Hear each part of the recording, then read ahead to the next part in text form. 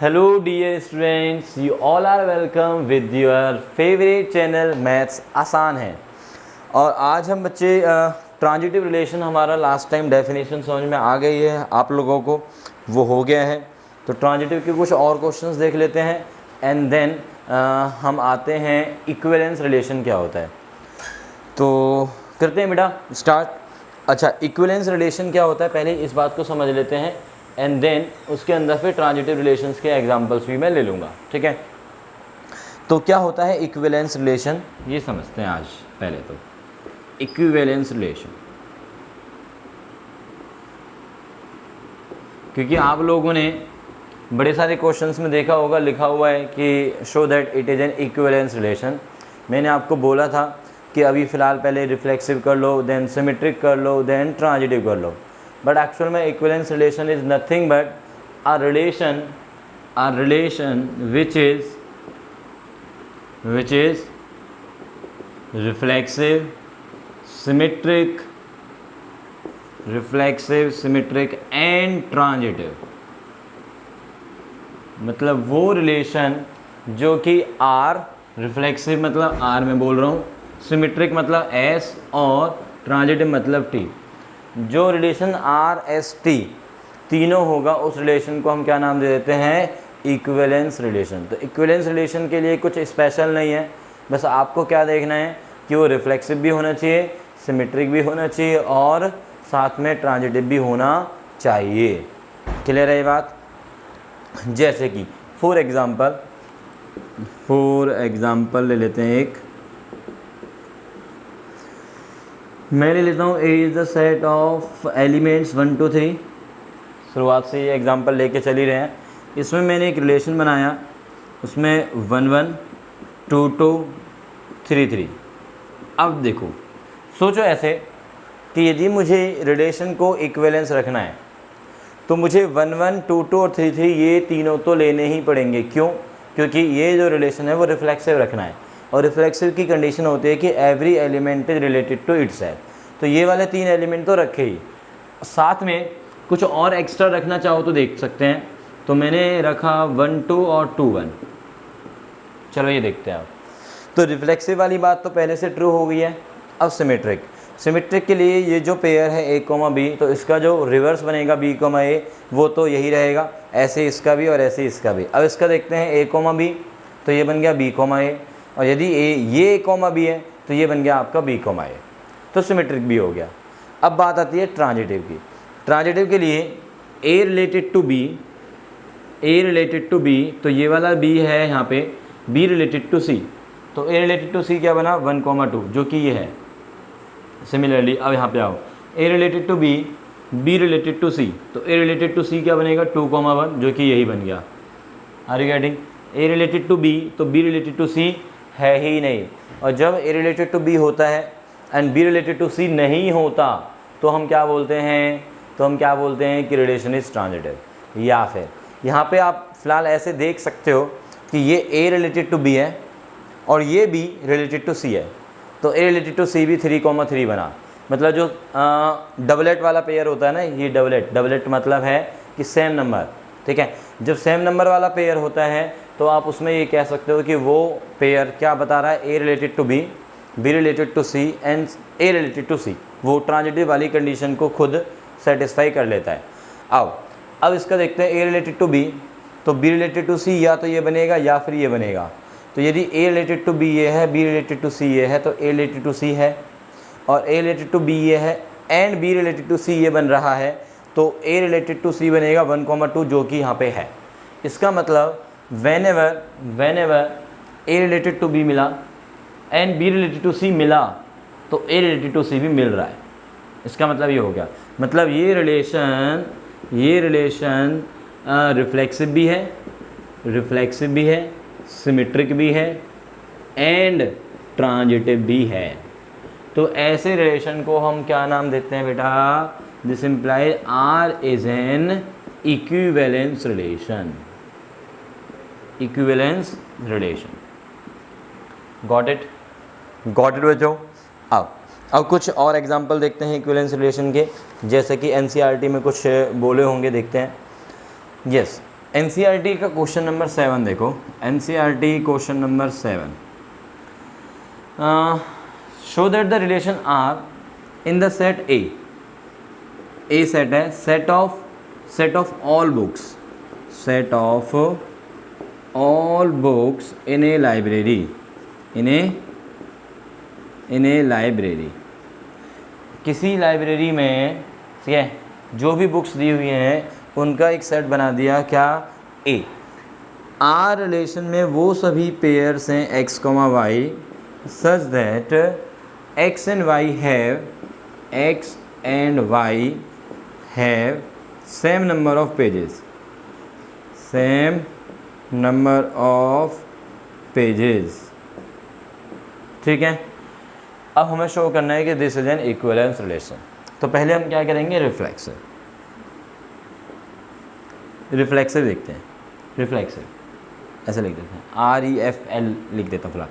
Reflexive relation के लिए मुझे क्या शो करना पड़ेगा कि every element is related to itself. तो let x belongs to the set A be any element, for reflexive, for R to be reflexive, X must be related to X, ये होना चाहिए, which imply, अब देखो condition क्या है, X and Y, X के Y के साथ रिलेटेड होने की कंडीशन क्या है, ये जो लिखा होता है इसका मतलब है कि X को Y के साथ रिलेट होने की कंडीशन दी हुई है कि X and Y have same number of pages. X और Y हैं क्या, यहाँ पे बुक्स हैं, इस सेट के अंदर कोई भी एलिमेंट है वो क्या है, एक बुक है। तो अब x को x के साथ रिलेट होने के लिए कंडीशन क्या बनेगी, x and x have same number of pages. तो यदि x रिलेटेड टू x होगा तो हम क्या बोलेंगे कि x and x have same number of pages, same number of pages. तो क्या ये बात ट्रू है, अब आप चेक करो क्या ये बात ट्रू है, which is true as for any book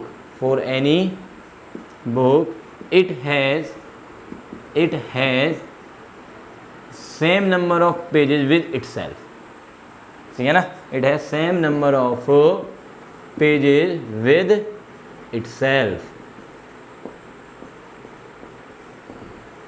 बोल सकता हूँ मैं, समझ में आ गई बात, ऐसे बोल सकते हैं ना। So that's why this relation is reflexive. अब हम बात करते हैं इसके सिमेट्रिक की, तो सिमेट्रिक पे आ जाते हैं जी कि ये रिलेशन सिमेट्रिक होगा या नहीं होगा। Let me check. तो सिमेट्रिक के लिए क्या बोलोगे कि लेट सिमेट्रिक के लिए let x related to y, what this implies, this imply x and y have same number of pages, x and y have same number of pages, what this implies, क्या मैं x और y को आपस में replace करूं और statement को same रखता हूं तो क्या वो ट्रू होगी, ये चेक करना है। x और y को आपस में क्या करना है, इंटरचेंज, और स्टेटमेंट की जो पोजीशन है वो वैसी की वैसी ही रखनी है, और ये चेक करना है स्टेटमेंट में x और y जब इंटरचेंज हो जाएंगे कि क्या वो ट्रू है नहीं, यही तो करना होता है सिमेट्रिक में। तो देख लेते हैं x एंड y की जगह y एंड x करके देखते हैं, have same number of pages.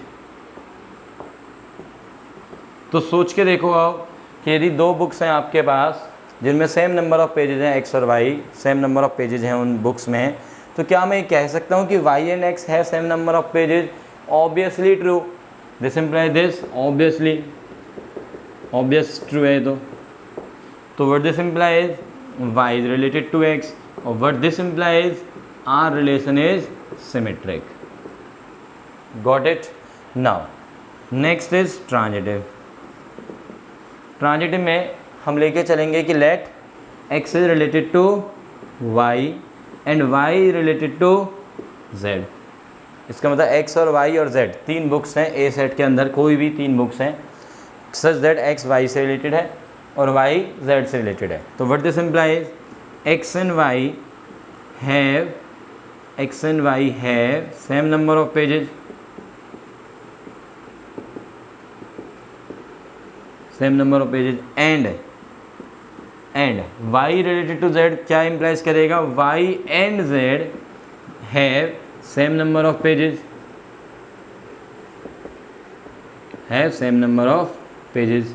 So what this implies, obviously यार मुझे दिख रहा है कि x और y दो बुक्स हैं जिनमें सेम नंबर ऑफ पेजेज हैं। सपोज करो x बुक के अंदर 200 पेजेज हैं, y बुक के अंदर भी 200 है। अब वो बोला है कि y एंड z जो बुक्स हैं उनमें भी सेम नंबर ऑफ पेजेज हैं। इसका मतलब यदि y में 200 है तो z में भी 200 है, तो इसका मतलब x एंड z में भी सेम नंबर ऑफ पेजेज हैं। तो this directly implies x and z have same number of pages, have same number of pages. और this implies R is an equivalence relation. तो ये जो बात है इक्विवेलेंस रिलेशन वाली, आई थिंक सो कि आप लोगों को क्लियर हो गई है। इसीलिए मैंने एक साथ तीनों रिलेशंस नहीं बताए थे बेटा कि रिफ्लेक्सिव, सिमेट्रिक और ट्रांजिटिव एक ही साथ मैं डेफिनेशन बता दूँ और फिर करना शुरू कर दूँ। नहीं, सबसे बेस्ट मेथड यही है कि आप उनको सेपरेट करके रखो। पहले रिफ्लेक्सिव के सारे क्वेश्चंस करो, देन सिमेट्रिक के, देन ट्रांजिटिव के, और फिर जैसे आप इक्विवेलेंस पे आओगे तो अपने आप ही सारी चीज़ें ऑटोमेटिकली आपको बहुत आसान लगने लगेंगी। ठीक है, तो चलिए अब आगे चलते हैं जी, आगे चलते हैं। एक और एग्जाम्पल, एक और क्वेश्चन देखते हैं इसका। क्वेश्चन नंबर 9, क्वेश्चन नंबर 9 का जो फर्स्ट पार्ट है, क्वेश्चन नंबर 9 का जो फर्स्ट पार्ट है that is very very important.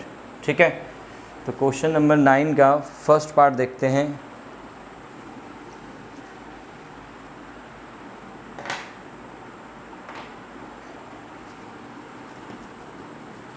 हाँ जी, क्वेश्चन नंबर 9 का फर्स्ट पार्ट मोड के अंदर a माइनस बी वाला। इसमें बच्चे बहुत ही ज़्यादा मिस्टेक करते हैं।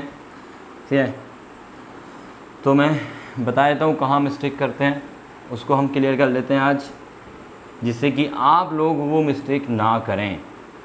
एटलीस्ट जो इस चैनल को देख रहे हैं वो तो बच्चे जो हैं इस चैनल को मिस्टेक नहीं करेंगे अब। ठीक है, क्वेश्चन नंबर 9, ए जो सेट है दिया हुआ है x belongs to z such that x 0 से 12 दिया है। गिवन बाय R में वो सभी पेयर्स हैं a, b such that mode of a minus b is a multiple of 4, is a multiple of 4। ये हमारे पास a is the set of all those integers lying between 0 and 12 including 0 and 12। R में वो सभी pairs हैं a, b जो कि इस condition को फॉलो कर रहे हैं। कंडीशन क्या है कि mod of a minus b is a multiple of 4। तो चेक करना है, इवन शो करना है कि ये जो रिलेशन है वो एक इक्विवेलेंस रिलेशन है। इक्विवेलेंस रिलेशन को हमें शो करना है। ठीक है, तो रिफ्लेक्सिव के लिए क्या करोगे आप, रिफ्लेक्सिव के लिए आप क्या करने वाले हो बेटा, ए रिलेटेड टू ए चेक करोगे, ए रिलेटेड टू ए आप चेक करोगे। तो फॉर रिफ्लेक्सिव लेट हम मान लेते हैं a belongs to A be any element, be any element. For reflexive a must be related to a, a must be related to a which implies a minus का a, B की position A ने ले ली है, mod of a minus ए जो कि हमें पता है कि 0 होता है। ठीक है, स्टेटमेंट को पूरा करेंगे, is a multiple of 4, is a multiple of 4। अब आप चेक करोगे कि क्या ये स्टेटमेंट ट्रू है, क्या ये स्टेटमेंट ट्रू है कि 0 is a multiple of 4। Yes, 0 is multiple of every number other than 0, 0 is a multiple of every number other than 0। So which is true, which is true, so this implies R is reflexive। ये देख लो कि reflexive के लिए हमें क्या चाहिए, उस statement को लिखो और ये चेक करो कि क्या वो स्टेटमेंट सभी नंबर्स के लिए ट्रू है। ऑब्वियसली क्योंकि ए कोई भी नंबर आप उठाओगे और यहाँ पे डालोगे वैल्यू ए रिलेटेड टू ए की कंडीशन में, तो आपके पास आएगा 0 इज ए मल्टीपल ऑफ 4 जो कि हमेशा ट्रू होता है। That's why R is reflexive. अब आती है बात सिमेट्रिक की। सिमेट्रिक के लिए क्या करना है जी, सिमेट्रिक के लिए क्या करना है, let a is related to b, a is related to b. और you can write a comma b pair belongs to R. तो यदि ए रिलेटेड टू बी है तो what this implies mod of a minus b is a multiple of 4, is a multiple of 4। अच्छा, क्योंकि ध्यान देना बेटा, मोड के अंदर जब माइनस में एक्स होता है तो उसको हम मोड ऑफ एक्स लिख सकते हैं। तो इसलिए मोड ऑफ बी माइनस ए को मैं क्या लिख सकता हूँ, मोड के अंदर माइनस कॉमन लेके ए माइनस बी, और मोड ऑफ माइनस में एक्स है मोड ऑफ एक्स लिख सकता हूँ। बोलो ये सुनना, because of this property of modulus I can write it as mod के अंदर b minus a is a multiple of 4, is a multiple of 4। बात समझ में आ रही है? मीन्स क्या किया मैंने, a और b की पोजीशन आपस में चेंज की और स्टेटमेंट बनाई पूरी जो कि ट्रू है। Because of this property of modulus implies R is symmetric, क्योंकि ये इम्प्लाइज करेगा b comma a belongs to r। ठीक है ना, ये बात समझ में आ गई बच्चों? ओके है, चले तो r सिमेट्रिक हो गया। अब मेन आता है इसका ट्रांजिटिव वाला पार्ट। यहाँ मिस्टेक करते हैं बच्चे, ध्यान देना बेटा, ट्रांजिटिव वाला जो पार्ट है इसमें ही तो मिस्टेक होती है। तो let's take let a related to b and b related to c, है ना। ट्रांजिटिव के लिए आप ये लेके चल रहे हो कि a b से रिलेटेड है और b a c से रिलेटेड है। तो what this implies mod of a minus b is a multiple of 4। अच्छा, इज ए मल्टीपल ऑफ 4 मतलब इस वैल्यू को आप लिख सकते हो 4 इंटू में सम नंबर से n1, ठीक है। And mod of b minus c is a multiple of 4, तो इसको क्या लिखोगे 4 इंटू में n2 for some n1 n2 belongs to some integer. ठीक है, हो ये बात समझ में आई है? जब भी हमारा नंबर 4 का मल्टीपल है तो आप उस नंबर को एक्सप्रेस कर सकते हो 4 इंटू में सम इंटीजर वाली फॉर्म में। अब लाना क्या है, लाना ये है कि a रिलेटेड टू c, इसका मतलब mod of a minus c prove करना है कि वो 4 का मल्टीपल होगा। ठीक है, अब बच्चे क्या करते हैं, यहाँ पे सीधा ऐड कर देते हैं इनको और b से b कैंसिल कर देते हैं। बेटा ध्यान रखना, मॉडुलस के अंदर ये वाली जो प्रॉपर्टी होती है कि मोड के अंदर सपोज करो x है और मोड के अंदर y है, तो आप इसको मोड के अंदर x प्लस वाई नहीं लिख सकते, दिस इज़ रॉन्ग। तो इसलिए ध्यान रखना है कि मोड के अंदर x प्लस में मोड के अंदर y mod of x plus y नहीं होता, तो इसलिए आप इन दोनों को डायरेक्टली ऐड नहीं करोगे। कैसे करना है कि मोड के अंदर जब a माइनस बी है मोड के अंदर, तो आप मॉडुलस तो हटा सकते हो ना, तो क्या आएगा plus minus. Similarly here also b minus c के लिए प्लस माइनस 4 इंटू n2। अब इन दोनों को ऐड करो, इन दोनों को ऐड कर दो। जब हम ऐड करेंगे तो what will we get, a minus का b प्लस b माइनस का c is equals to plus minus 4 common, अंदर बचेगा n1 प्लस में n2, ये बचेगा। ओके, b से b कैंसिल हो गया, a माइनस सी की वैल्यू आ गई। जब a माइनस सी आ गया तो अब इसका फिर से क्या ले लो, मॉडुलस ले लो। अब इसका क्या ले लो, मॉडुलस। और आई थिंक मुझे रिफ्लेक्सिव वाला पार्ट मिटाना है, ठीक है, तो मैं रिफ्लेक्सिव वाला पार्ट जो है यहाँ से हटा देता हूँ। क्वेश्चन अभी मैं लिखा रहने दे रहा हूँ। ओके, तो अब देखो ध्यान से कि मेरे पास क्या बचेगा, a minus c is equals to plus minus 4 into में n1 प्लस n2, विच इम्प्लाई मोड के अंदर a minus c is equals to 4 times of n1 plus n2, और what this implies r is transitive and hence r is an equivalence relation, equivalence relation. बात समझ में आ गई है?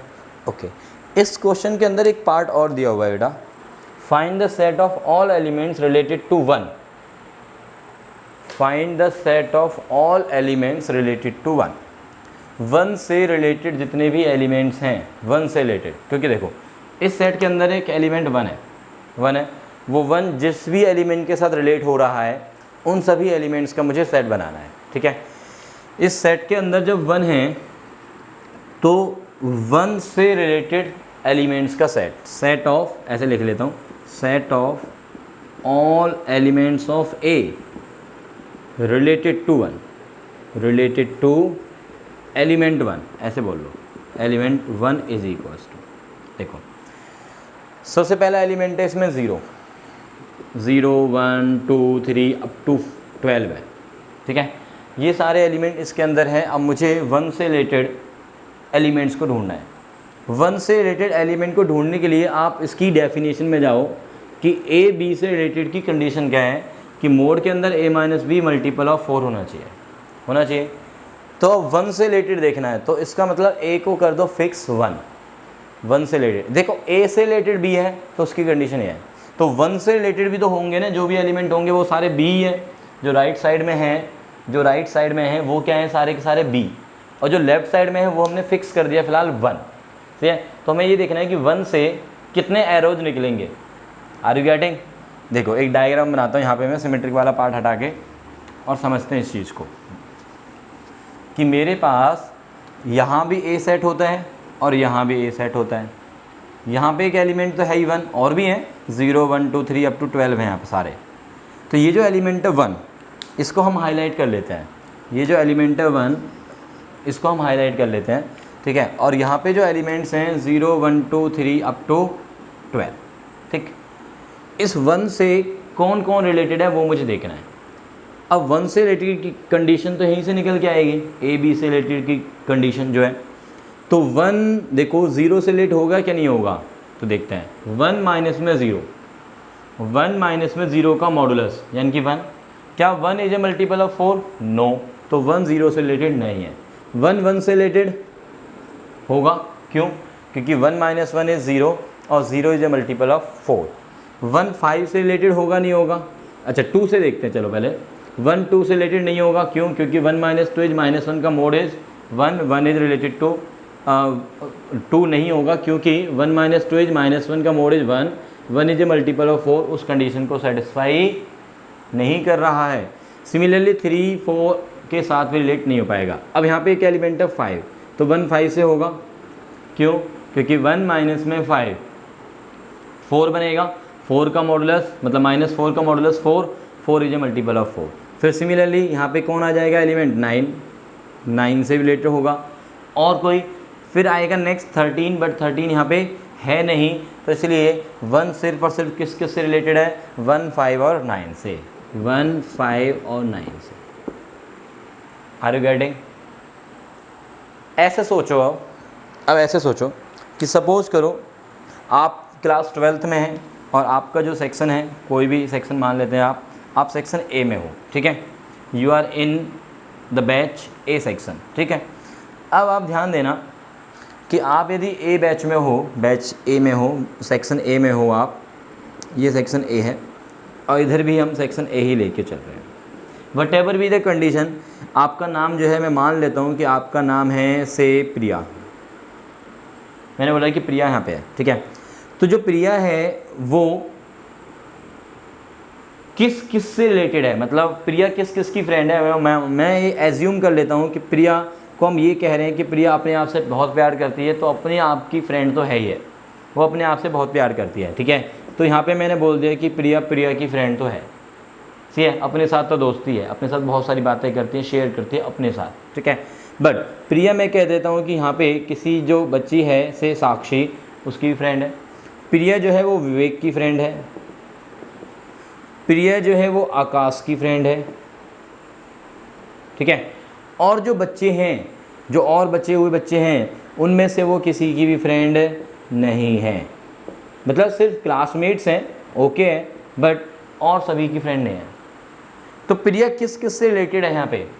प्रिया related है प्रिया से, साक्षी से, विवेक से और से आकाश से। Are you getting? तो प्रिया जो क्लास के अंदर एलिमेंट है, मैं बोल दूंगा कि set of all elements of the set A, ठीक है। Set of all elements of the set A related to the Priya is equals to क्या आएगा? प्रिया, साक्षी, विवेक एंड आकाश, ठीक है। ये जो सेट होगा, ये वाला जो सेट बनाऊंगा मैं, प्रिया, साक्षी, विवेक और आकाश, वो पता है क्या कहलाएगा? प्रिया की इक्विवेलेंस क्लास। क्या बोलेंगे उसको हम? Equivalence class. Equivalence class of Priya क्या आएगा? Set of all those which are related to Priya, ठीक है, which are related to प्रिया। ऐसे ही ये जो हमने बनाया है set of all elements of A which are related to 1, ये जो सेट बना है इसको हम बोलते हैं बेटा, इसको हम क्या नाम देते हैं? Equivalence class. क्या बोलते हैं इसको हम? इक्विवेलेंस क्लास ऑफ किस एलिमेंट की है ये? 1। और इसको हम नोटेशन देते हैं, इसको एक नोटेशन देते हैं इस वाले सेट को, ये जो इक्विवेलेंस क्लास बना है, दिस इज 1 ब्रैकेट के अंदर इस तरह से, यानी कि ऐसे बोलो, दैट मीन्स यदि मैं ऐसे बोलता हूँ कि मेरे पास, अब इस एग्जाम्पल को तो हटा ही देते हैं, चलो, मेरे पास कोई भी रिलेशन है R on set A, on a set A R relation है, और कैसा रिलेशन होना चाहिए बेटा? यस, इसके लिए इम्पोर्टेंट है इक्विवेलेंस रिलेशन होना। कैसा रिलेशन होना चाहिए भाई? इक्विवेलेंस। यदि आपका रिलेशन इक्विवेलेंस नहीं बनेगा तो वहाँ पे किसी भी एलिमेंट की कोई इक्विवेलेंस क्लास डिफाइन नहीं होगी। ध्यान रखना, यदि आपका रिलेशन जो दिया हुआ है रिलेशन R है वो इक्विवेलेंस नहीं होता है तो वहाँ किसी भी एलिमेंट की इक्विवेलेंस क्लास नहीं बनती। पर यदि रिलेशन आपका इक्विवेलेंस है तो वहाँ हर एलिमेंट की इक्विवेलेंस क्लास बनेगी। अब मैं मान रहा हूँ कि ए सेट के अंदर एक एलिमेंट है स्मॉल ए नाम का, स्मॉल ए नाम का एक एलिमेंट है ए सेट के अंदर, उस स्मॉल ए की इक्विवेलेंस क्लास को हम ऐसे डिनोट करेंगे। उसमें वो सभी एलिमेंट्स होंगे ए सेट के जो कि इस स्मॉल ए से रिलेटेड है, इस स्मॉल ए से रिलेटेड है, ठीक है। ऐसे तो यहाँ पे लिखा है मैंने, जैसे कि यहाँ पे बनाया मैंने कि 1 की इक्विवेलेंस क्लास का मतलब है वो सारे x लिखे मैंने ए सेट के जो कि 1 से रिलेटेड थे, जो कि 1 से रिलेटेड है। Are you getting? ऐसे मैंने प्रिया की जब इक्विवेलेंस क्लास बनाई तो कौन कौन रखे हैं मैंने? प्रिया की इक्विवेलेंस क्लास है वो सभी x रखे इस सेट के अंदर जो कि x प्रिया से रिलेटेड हैं। अच्छा, यदि यहाँ पे इसमें इंटरचेंज भी कर देते हो आप, 1 रिलेटेड टू x लिख देते हो तो भी कोई फ़र्क नहीं पड़ेगा। क्यों? क्योंकि ये जो रिलेशन होता है वो कैसा होता है? इक्विवेलेंस। इक्विवेलेंस होने की वजह से क्या होता है? ये सिमेट्रिक। तो सिमेट्रिक में आप a रिलेटेड टू b लिख लो या b रिलेटेड टू a, दोनों ही होते हैं। तो इसलिए आप इसको x रिलेटेड टू 1 लिखो या 1 रिलेटेड टू x, चलेगा, कोई दिक्कत नहीं है। एंड वन मोर थिंग, किसी भी एलिमेंट की इक्विवेलेंस क्लास वाला जो सेट बनता है वो कभी भी एम्प्टी नहीं हो सकता। That should be non empty. ये कभी भी एम्प्टी नहीं होगा, ये कभी भी एम्प्टी नहीं होगा। क्यों नहीं होगा बेटा? क्योंकि ए जो है वो ए से रिलेटेड तो होगा ही होगा, because of the relation is reflexive. Priya जो है वो प्रिया के साथ तो रिलेट करेगी, चाहे कोई और फ्रेंड हो चाहे ना हो। बात समझ में आ रही है ना? तो ऐसी जो सिचुएशन बनती है तो उसमें हम यही बोलेंगे कि भैया देखो, पहली बात तो इक्विवेलेंस क्लास तभी बनेगी, यह है इक्विवेलेंस क्लास, ठीक है, this is called equivalence class, तभी बनेगी जब इक्विवेलेंस रिलेशन होता है। इक्विवेलेंस क्लास किसी भी एलिमेंट की नॉन एम्प्टी होती है because of the element is related to itself, तो होगा बिकॉज ऑफ रिफ्लेक्सिव कंडीशन, ठीक है। एंड इसमें और सभी वो एलिमेंट आएंगे जो कि इस वाले एलिमेंट से रिलेटेड होंगे। ये होती है इक्विवेलेंस क्लास की डेफिनेशन। बात समझ में आ गई बेटा? आई होप कि ये अच्छे समझ में आ गया होगा, ठीक है। तो चलिए फिर आगे चलते हैं। तो अभी आपको देखो इक्विवेलेंस रिलेशन समझ में आ गया, इक्विवेलेंस क्लास भी समझ में आ गई है। तो रिलेशन का जो पार्ट है वो ख़त्म हो चुका है, रिलेशन वाला जो पार्ट है वो आपका ख़त्म हो गया है। बस अब मैं नेक्स्ट क्लास में आपके लिए CBSE में जो क्वेश्चंस आए हुए हैं रिफ्लेक्सिव, सिमेट्रिक, ट्रांजिटिव या इक्विवेलेंस रिलेशंस को लेके, ठीक है, वो सारे के सारे मैं सॉल्व कराऊंगा CBSE प्रीवियस ईयर्स में जो आए हुए हैं। मैंने आपको स्टार्टिंग में ही बता दिया था बेटा, जो भी क्वेश्चन CBSE में आए हुए हैं वो तो हमें करने ही करने हैं, ठीक है। एनसीईआरटी